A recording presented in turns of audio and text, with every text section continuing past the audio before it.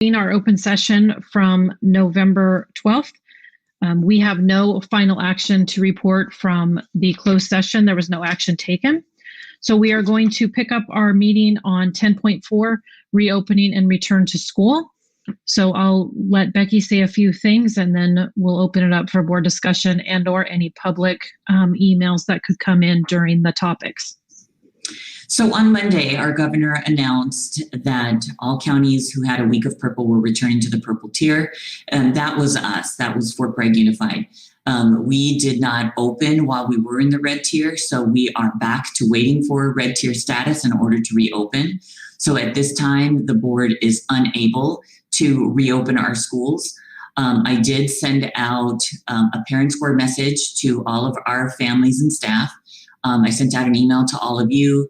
I notified our media constituents, KZOT or KOZT, and Robin Epley from The Advocate, just to let them know. I also sent that message to Tabitha Miller, our city manager, and Chief Nolte. So for right now, you are not in a position where you can take a vote on reopening schools. We are waiting for our county now to return to red tier status. What this means for us is that in order for our county to be placed in the red tier, we have to have 2 consecutive weeks of red tier testing. Once that happens, then the state will put us back into red, and then schools have to wait an additional 2 weeks in order to reopen. So let's pretend that all goes super duper well, and we have a Saturday to Sunday, 2 weeks in a row that take us to red. We still have to wait an additional 2 weeks. So what this means for our schools and our families is that it really is truly impossible for us to reopen before the December break. And then we just have to wait and see what happens with our COVID testing as we move forward. I asked Michelle Hutchins in an email today if the counties had 1 week of purple during their red status, would they be returned to purple? Her understanding is that that might very well happen. So just so you know, we were told when the whole tier system was rolled out that in order to go back to a tier, like we were in red, in order to go back to purple, we would have to have 2 weeks of purple and 2 consecutive weeks of purple to be placed back. And even then, we could appeal, and it could be, if that 3rd week was red, then we could remain in red.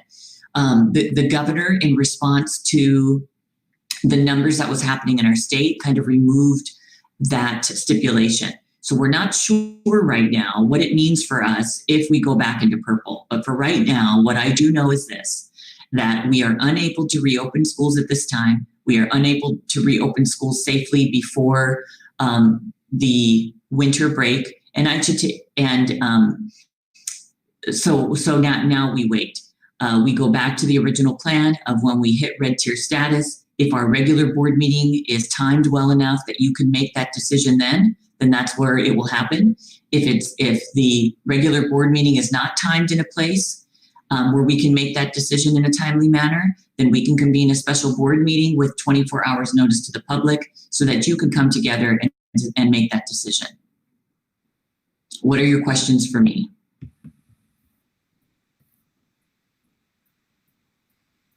Diana? Super frustrating process. They gave about maybe a day and a half business days to once we were able to go, make a decision on the 12th.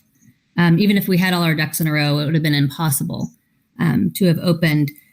And I thought the 95437 number, I know we shouldn't be looking at that because it's giving us a false security of being in orange, but it seems awfully, it just seems like our rural district is kind of getting the shaft, especially with this emergency break, because it wasn't in our area that we went into purple. It was the state that they, so I don't know if I'm using the word variance because Alt Ed was, poised to, they were ready to go. And I thought there was Department of Public Health had, I don't remember if it was implementing, and I don't know if what that terminology means with the public health, if the health officer approved the implementation of a single site. Is there any way for that to happen? before? So public health gives us guidance. So they're looking at our plans and then they give us guidance based on those plans. And that's what was rolled out Thursday night of last week when I said, hey, I just got this. So I looked at that last week. You did come to me with questions about that. And one of the things that I want to just let everyone know is that the guidance, when we received it, it had a few things in it that I wasn't prepared for. And so one of those things is limiting our high school to 50 contacts over a 4-week period. What our families need to realize with the high school is that those 50 contacts over a 4-week period pretty much means that it's going to be very difficult for us to have kids, even half of our kids, move from class to class in less than a 4-week period. And so what I mean by that is if I have half of a classroom, which half of 30 is 15, and that 15 goes to first period, then everybody moves around and the next 15 go to second period. Now I'm up to 30 contacts. Then we move around to third period. Now that 15 goes to third period. Well, now I'm up to 45 contacts. Cue in my 3 teachers. Now I'm up to 48. That 48, while it's under 50, but that's the group that has to stay there for 4 weeks. So the only way we could do that is if we do 4 weeks on, 4 weeks off. I think that's too long, to be quite honest with you. So the reason I'm bringing this to you is because you did ask me to look at that guidance. That guidance, if we're going to do a week on and week off, really only allows for our high school students to be in one classroom for the full 4 hours. And that's no one's fault. That's the guidance that we have, and that's what we have to live by. So the guidance that was released that night is in response to the school plans that, well, it's not in response. That guidance is for us as school districts to make our plans around that. So that's where we're at. Are we still working with Dr. Corin and our public health school liaison? Absolutely. They want schools open too, but we're talking about 2 sectors who are trying to work together and may not necessarily know the nuances of school. I have a couple more questions.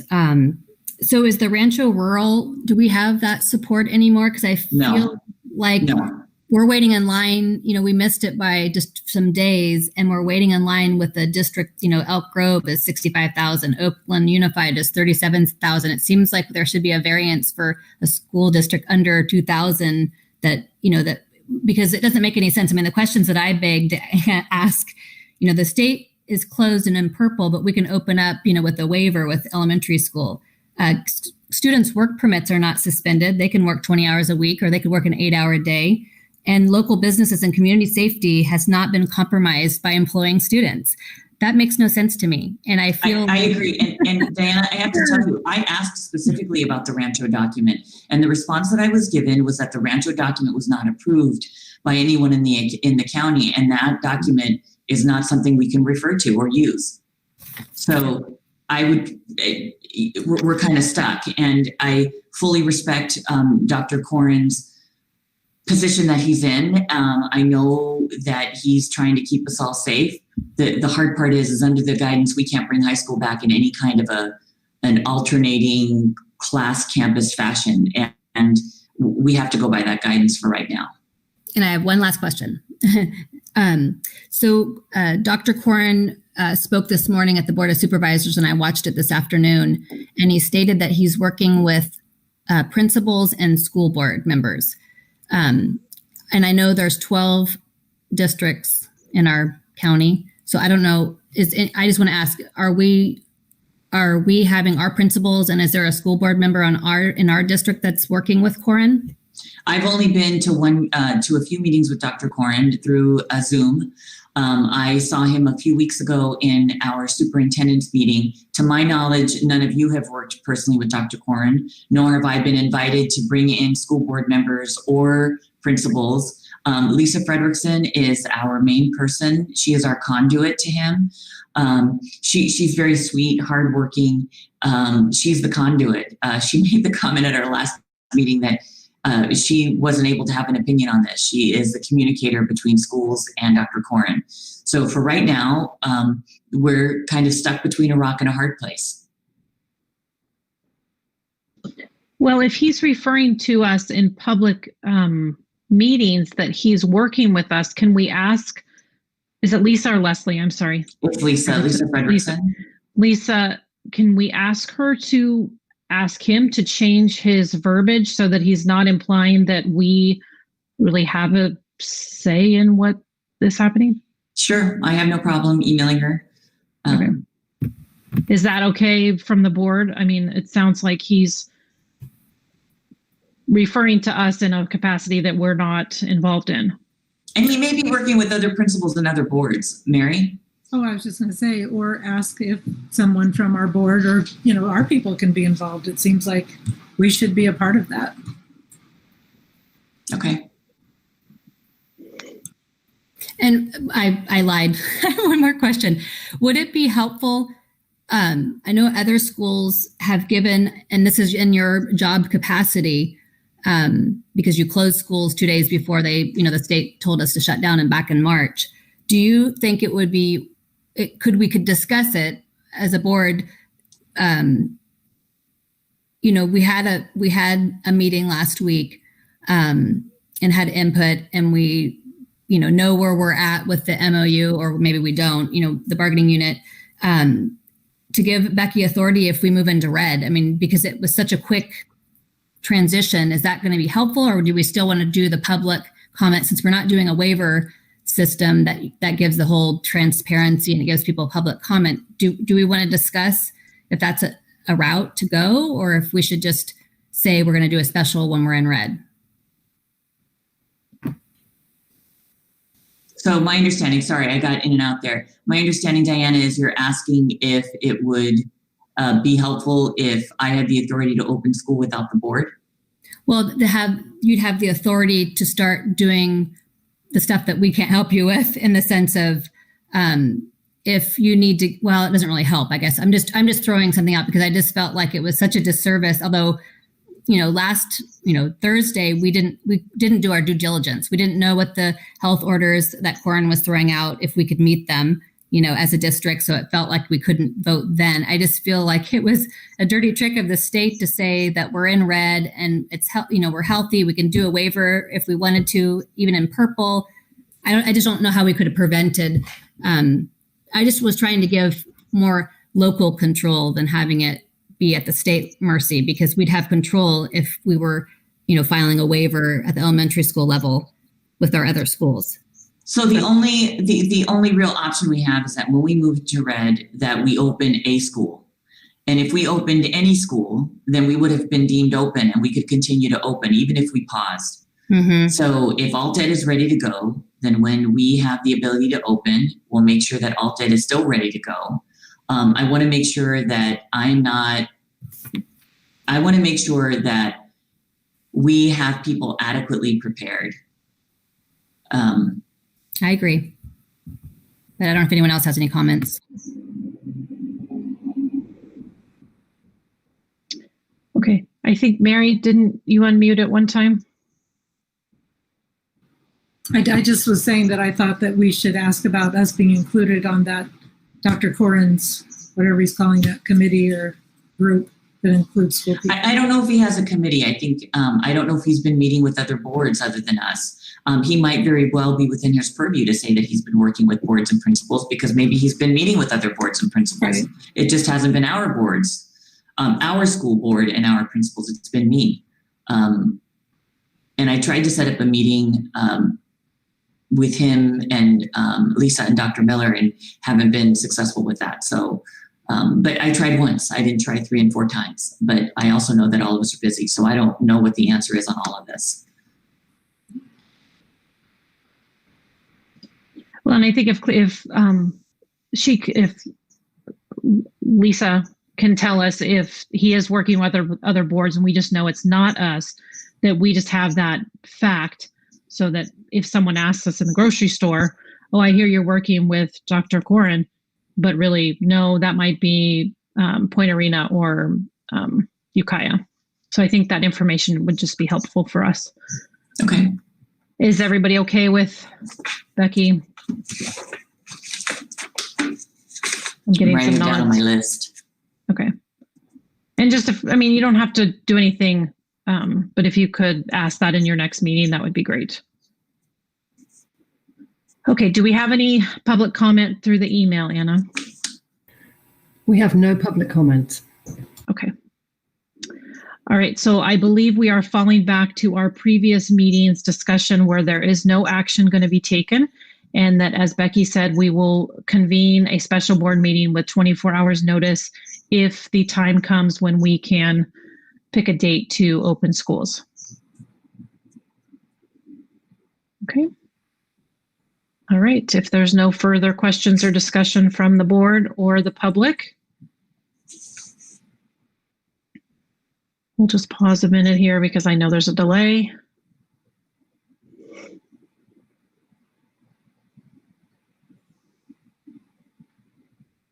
Okay, Anna's saying no. Okay, so we will table 10.4 and move on to 10.5, the schedule of our annual organizational meeting.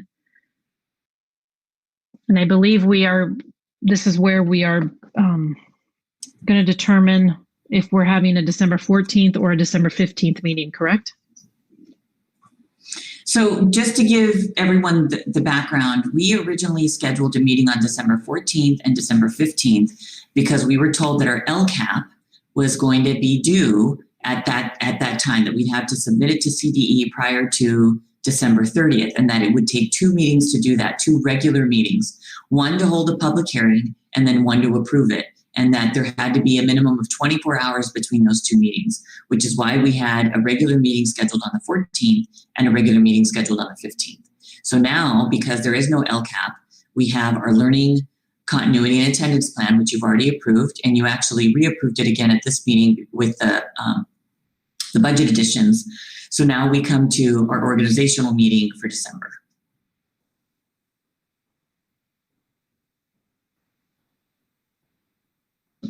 So I guess it's just pros or cons whether we're doing it on a Monday or a Tuesday, correct? So both those regular meetings are scheduled. You have to convene both of them. You can't say right now, okay, we're going to just cancel one, but one of those meetings has to be deemed to do the organizational meeting. So do you want to do it on the 14th or the 15th? But one of them will be a very short meeting, right? Open and close. Right. Okay. So Mary? why don't we do it the 14th, that Monday? The 15th, there's a Parents Club meeting and there's Three Rivers. So some people might not be able to watch. I don't know if they care about watching our organizational meeting or not, but I would say the 14th would be good. I have no preference.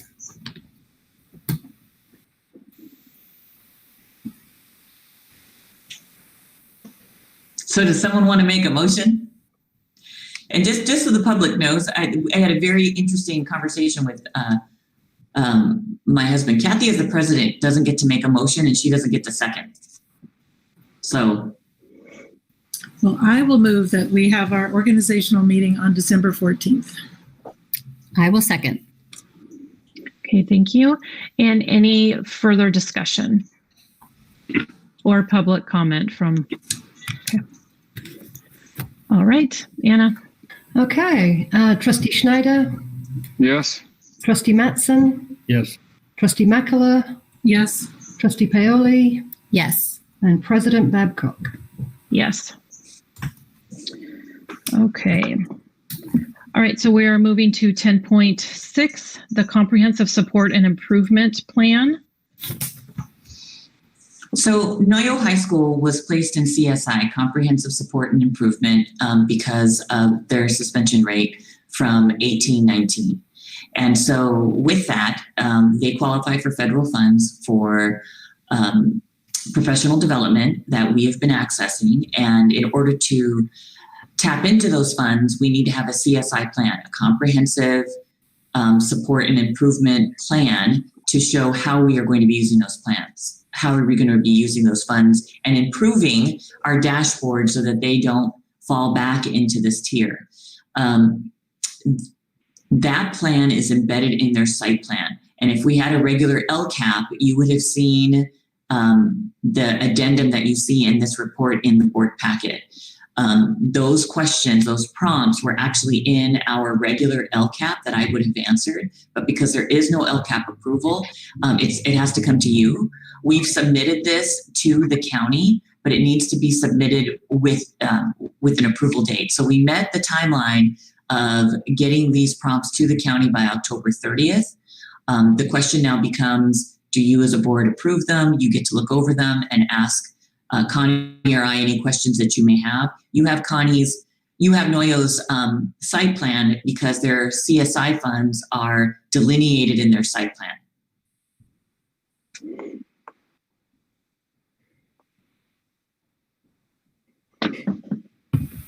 Nope, I'm unmuted already. Yeah. So, Diana's ready. No, you're fine. You go first. I was just going to ask if there was any questions. I was just curious on if you're attributing your improved attendance with the big, your new curriculum. Is that Big picture learning? The big picture learning, is that linked, or is it because it's virtual? You guys can hear me, right? I feel weird. It is, I think, a little of both. We have, we have a good majority of our students that are more comfortable being virtual, but I also know that they like the idea of learning through their interests. And so that has been a big plus for the kids. They're getting to do what they like to do. So I think it's a little of both. So right now, the CSI plan, again, is linked to their suspension rate, but they have to address the other factors in the dashboard. So while they mention attendance because chronic absenteeism is an issue with alternative ed, it's not the reason that they're linked, but they have to address it as well. So the big things in the site plan on how they plan to use the CSI funds is tied to really two things: big picture learning and restorative practices. Those are the two big areas that we are accessing the federal funds for professional development to improve our outcomes so that our students no longer score in the red. This is a different red on our dashboard. So how are they going to go about evaluating the success this year with kids are remote? So obviously we have no suspensions, I'm guessing. So that's part of the tricky conundrum here. They are going to be looking really at credits and attendance to help mark improvement. Okay. And so a follow-up to that then is for the big picture learning, you have a process in place then for evaluating what credit goes where for their projects and whatnot, right? Yes,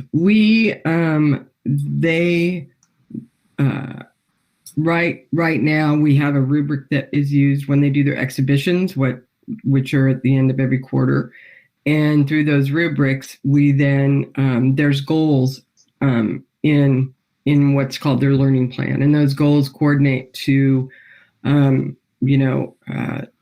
what would be credits in a traditional sense. So there's empirical reasoning, there's quantitative analysis, there's social reasoning, there's personal goals, and those are all their learning plan goals are put into these different categories depending on what their project is.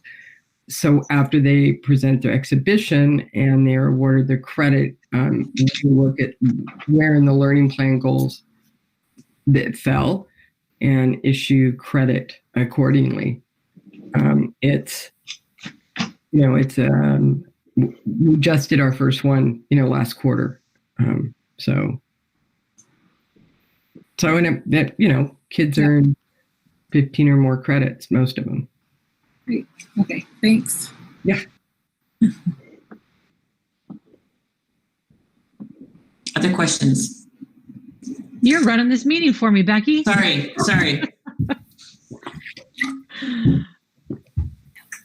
Is there any public comments, Anna? No public comment. Okay. I just have one question, Connie, that were you guys looking at big picture learning before this came along, or did one happen because of the other? No, we were looking at before this came along. We've actually been doing training for it since in the fall of last year, and so this just then came along, and it happened to be, I guess, I don't know if it's perfect timing, but between Big Picture and Restorative Practices, which we have been doing for quite some time, and the Restorative Practices alone had lowered our suspension and referral rate, and this is just will further help us. So it was before.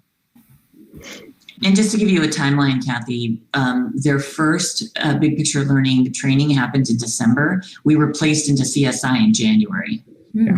Oh. Well, I know that you guys have been telling us about how well the Restorative Practices has been working. So I think that you guys are doing great work with that. So this is awesome that we have another thing to help those students at AltEd. And I'm sure the powers to be on this committee will see the work you guys are doing. So thank you. Thank you. Yeah. Okay, any other questions for Connie or Becky? I move to approve the Comprehensive Support and Improvement Plan. I'll second. Okay, any further discussion?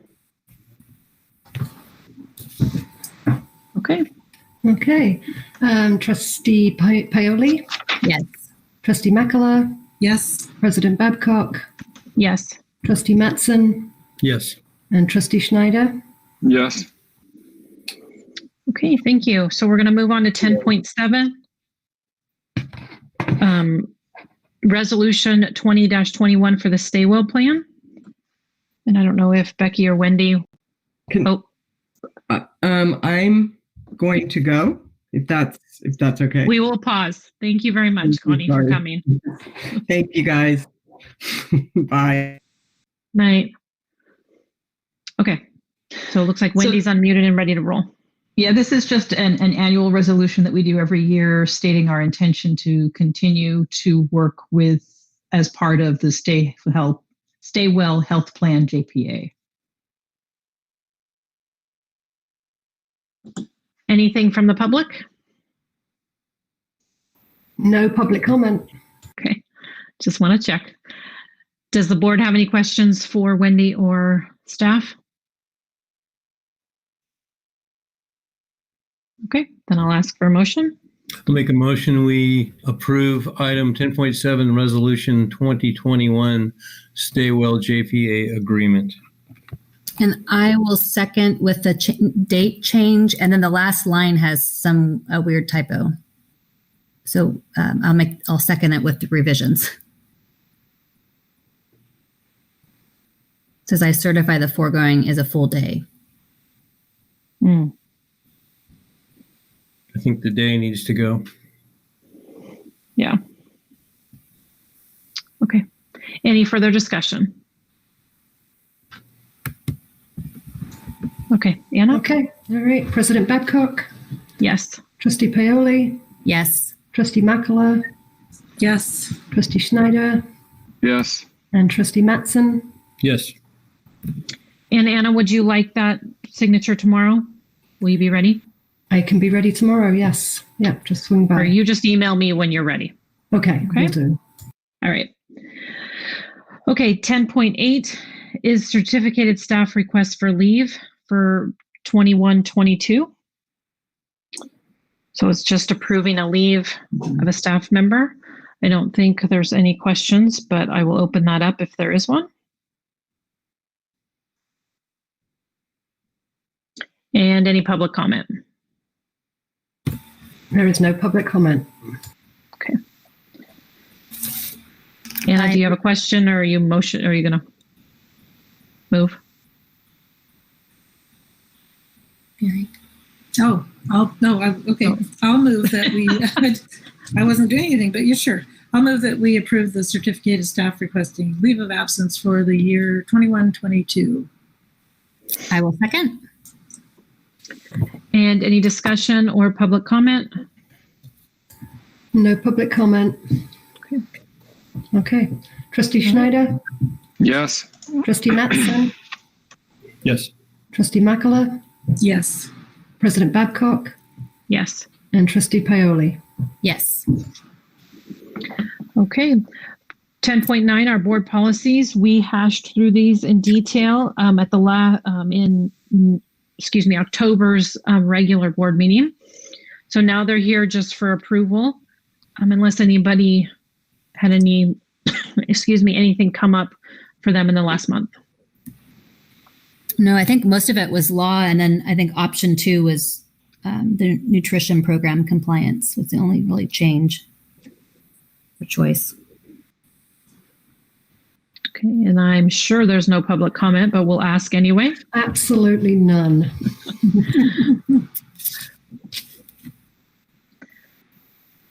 Okay, if there are no questions, then I'll ask for a motion, please. I'll move that we approve the board policies 10.9. Okay. I will second. All right, thank you, Mary and Diana. Any discussion, further discussion? All right, Anna. Okay. Trustee Schneider, Yes. President Babcock, Yes. Trustee Paoli, Yes. Trustee Makala, Yes. and Trustee Matson. Yes. Thank you, everyone. So our last and final board action item tonight is 10.10, the Grant 68 application. So I believe Becky will give us the background on that. So this is a letter that I wrote for the Stadium Committee, the Mendocino Sports Foundation, which is our stadium committee. They applied for the Prop 68 funds, if you remember, in the June deadline for that round. And they had a few things on their application that they needed to address, so they weren't funded in that round. Prop 68 closes in December. This is the last go around for it, so they're going to try for it again. We approved, I want to say back in March, before we shut down for COVID, the stadium committee had come and asked for your blessing on some of the documents before they submitted the application. So they're asking for another letter of support. I've written the letter of support. And I actually gave them the letter of support, and then realized, thank you, Wendy, that because this is on letterhead and because it speaks directly to our facilities, that it really should come to board approval before this letter is formally submitted. So that's what you have before you. I also think it's just good to see that the committees asked the district and that the district's willing to support their, and I was a little bit worried that their deadline had passed since we continued the meeting, but I'm glad that it's actually December for their packet. So that's wonderful. So it's a nice, positive, hopeful process and project. And it was a really well-written, wonderful letter. Thank you, Becky.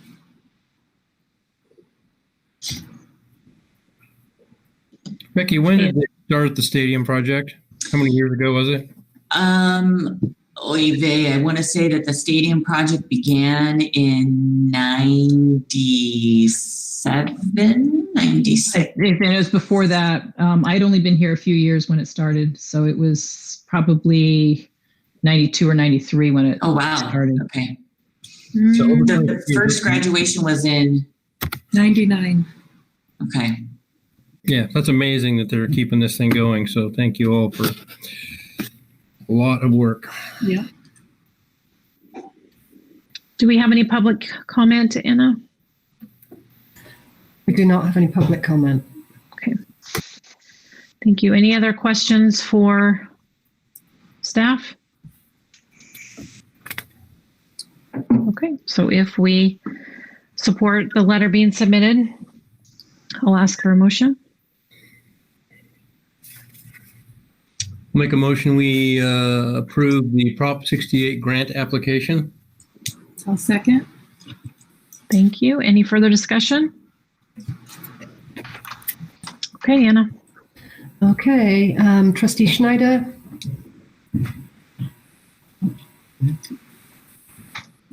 You're Yes. muted. Yeah, sorry. okay. Trustee Makala, Yes. President Babcock, Yes. Trustee Paoli, Yes. And Trustee Matson. Yes. Okay. So that concludes our action items tonight. We have 2 items on our information and discussion that may take a few minutes, but we have some things that we need to take care of over the next couple months. So we have the board retreat and the review of the governance handbook, which we need to schedule. And then also the board annual self-evaluation. And I believe that the suggestion was that that is too much to try to do in one day. I don't know if anybody has opinions contrary to that, but this is the time to kind of open up how and what kinds of days of the week would be best for our board.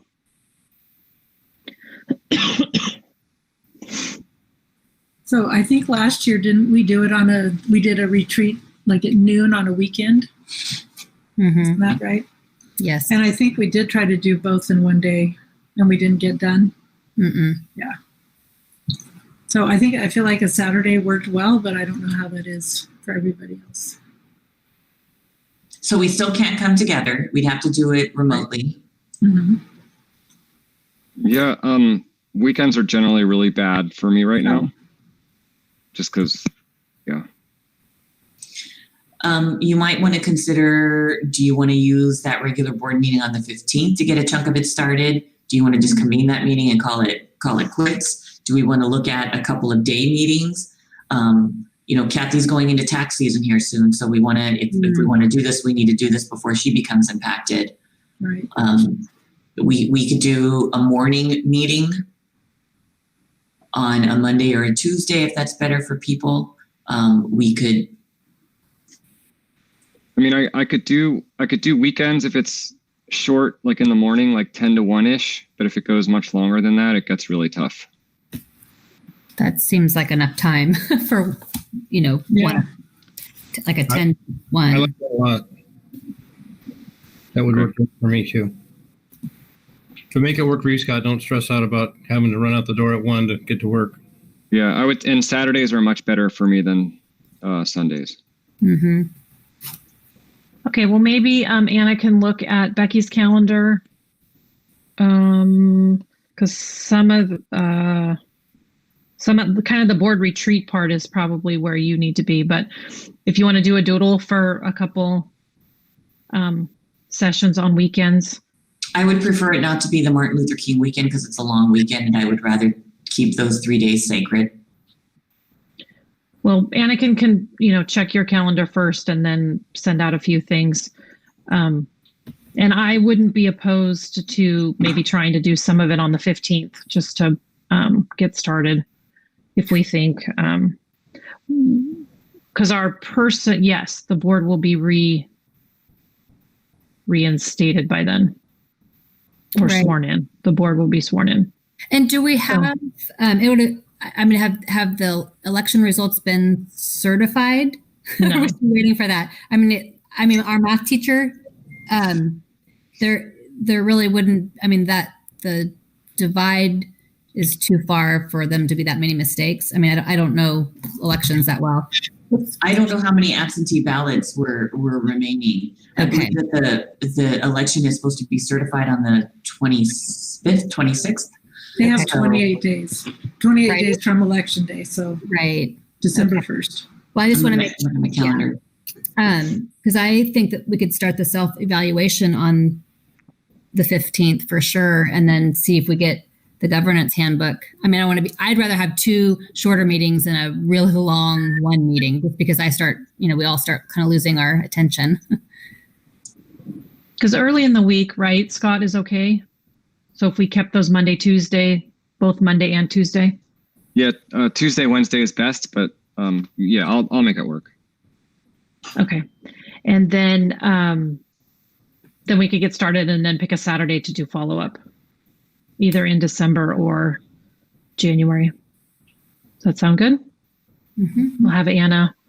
So you'd like me to work on an agenda for the 15th that opens and then goes into board workshop for self-evaluation. Mm-hmm. Okay. That sounds great. And then we'll work on the retreat / governance handbook on the Saturday.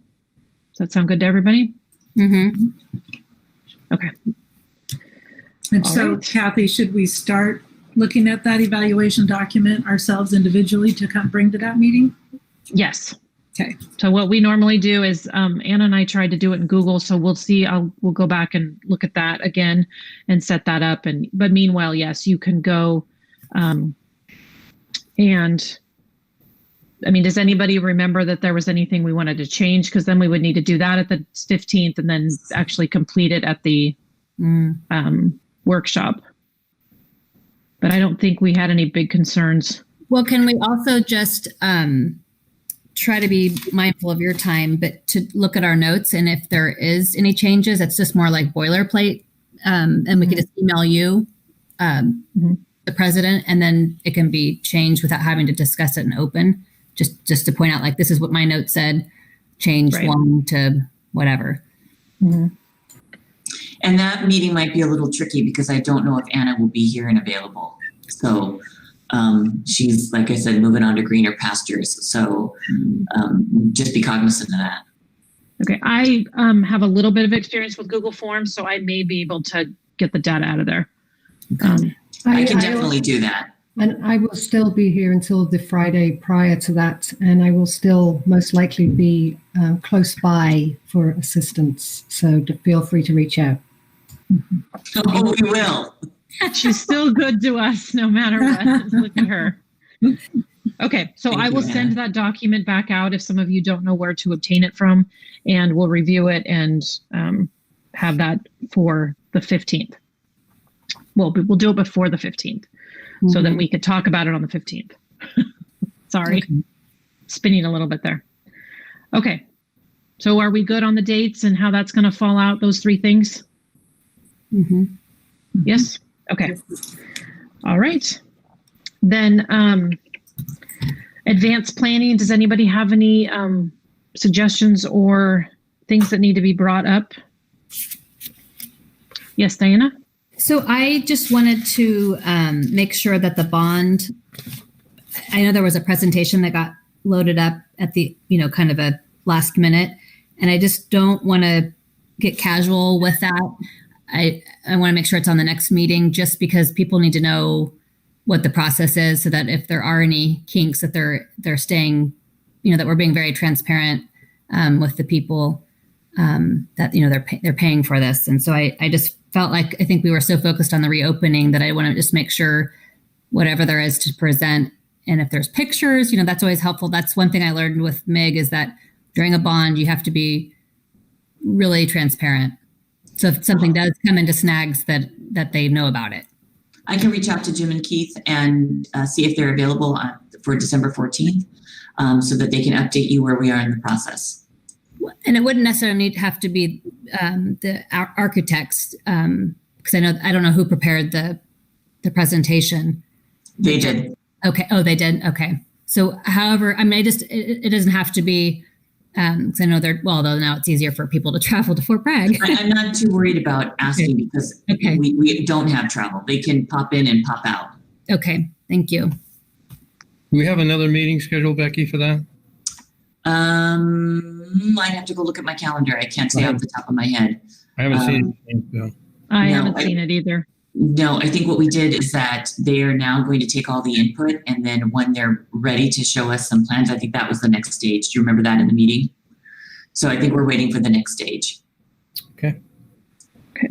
All right. I made a note to make sure that the bond, or not necessarily call it the bond, but the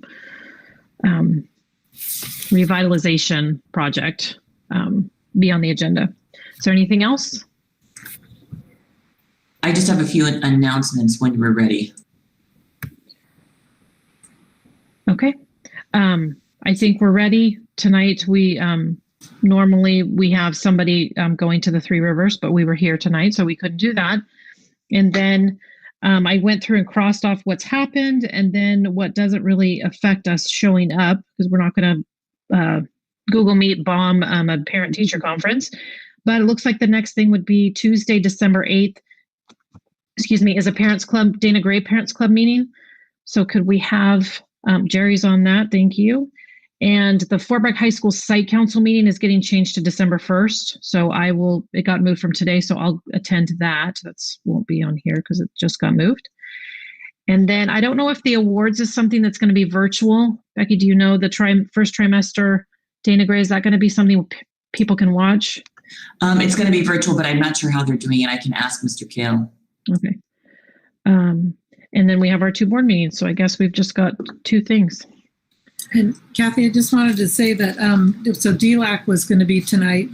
And so I was going to go to that. And of course I didn't because I'm here, but I had asked Tina if I could get a copy of their EL parent survey results. So she sent that to me. I don't know if anybody else, I could forward it to you if you want to send it out to everybody. Well, I think you can send it out. We just can't reply. So okay. So I can, okay. Yes. If you wouldn't mind, that'd be great. And Okay. the DLAC meeting has been rescheduled to the 19th, which is Thursday, same time. Oh, okay. Yeah. To the And 19th. The agenda is on the Okay. the agenda is on the front page of the district website for people to pull down. So Okay. what time is that, Anna? I believe it's still 5:30. Okay. So Mary, you can still go to, because you've got 2 meetings that day. I can I'll just back to back. You'll be making It's them gonna up. be- You'll be. I'm going to Zoom. No, I'm going to Google Meet. Okay. All right. So Diana and Mary are going to attend the parent meeting on Thursday. That's not on here, but Mary's going to take my spot this week because I have other conflict. Okay. So Becky, you have a few announcements. Tomorrow, Wednesday, not only is there a meal pickup, the high school and middle school are teaming up to do a clothes giveaway. And just a shout out to the Mendocino Coast Children's Fund. When COVID first hit, Annie Liner did a phenomenal job of locating lots of donations, some things that they purchased, and it all came to our district office conference room.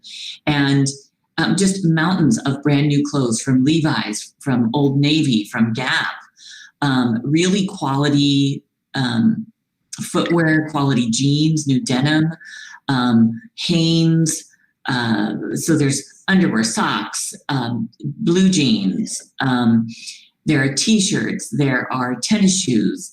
And so thank you publicly to the Mendocino Coast Children's Fund for bringing that to our families. And Annie Liner said, you know what, Becky, you need to make sure that this is open to all families, because if it allows a family to save $50 on clothing, then it allows a family to put that $50 towards something else that they need.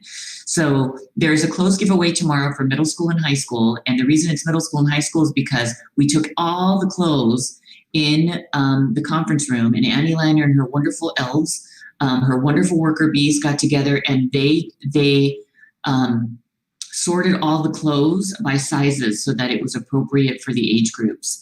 So that's why we say middle school and high school for tomorrow. It'll be in the stadium parking lot. They have canopies ready to go so people can drive through.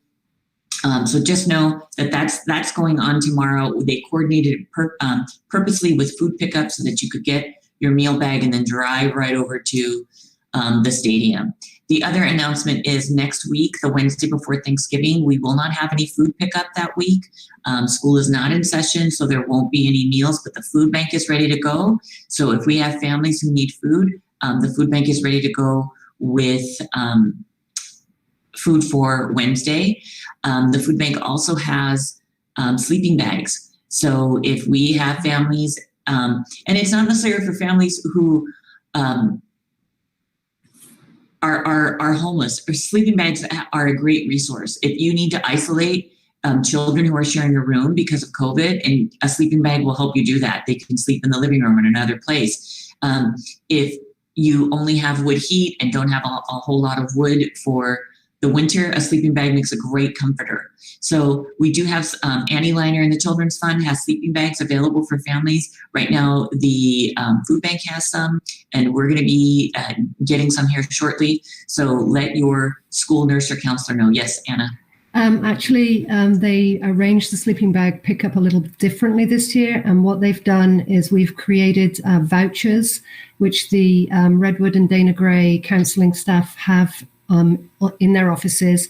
And what the Children's Fund wants them to do is pick up a voucher and take it to the food bank so that they can track the sleeping bag movement, and they're aiming it at the elementary level because most of the middle school and high school kids have had an opportunity in previous years and are not so needy. So speak to Tonya Miller or Catherine Bernsdorf or Carl Cook. Thank you. So those are my announcements. Okay. All right. And then let's give a shout out. Speaking of food, I think it was amazing that the food staff was there on Wednesday, which even though it was a school week, they were there on a holiday. So I made sure I told Redwood staff when I picked up my food, thank you, thank you, thank you. Because people are creatures of habit. So picking up on a Wednesday was much easier, I think, than. And we even had a baked little muffin in our bag. So I just want to thank them for continuing to make some smiles on some kids' faces. Thank you for that. Diana, you had? Well, just thank you to all staff that are on campus. Amazing stuff happening. Lots of helpers. Okay. If there's no other announcements, we will ask for a motion to adjourn, please. 2 things. Scott, thank you for your microphone upgrade. It was great. Motion to adjourn. And a second? I'll second. All those in favor? Yes. Yes. Opposed? All right. Good night, everybody. Thanks. Good night.